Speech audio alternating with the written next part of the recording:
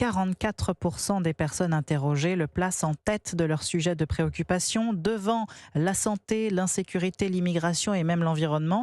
Une priorité pour toutes les catégories d'âge, de 18 à plus de 65 ans et toutes sensibilités politiques confondues. La santé arrive donc en deuxième position. C'est l'un des grands chantiers qui attend Gabriel Attal, car la situation dans les hôpitaux est critique. On vous parlait hier sur Europe 1 de ces deux seniors abandonnés aux urgences de Lyon.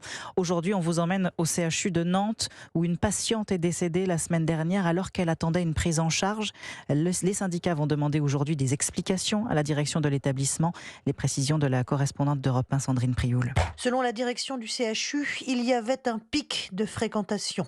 Selon certains soignants, c'était le bordel. 271 passages aux urgences ce mardi des vacances scolaires, du jamais vu ou presque, et la patiente est décédée sur un brancard dans la file d'attente, racontent les syndicats.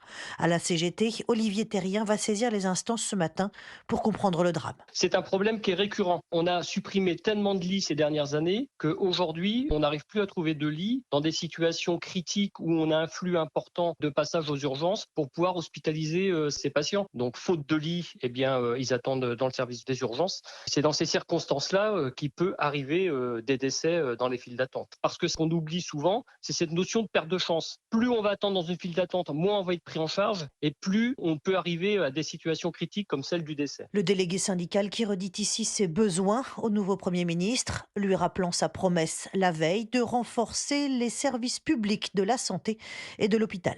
Sandrine Prioul, correspondante d'Europe 1 dans l'Ouest.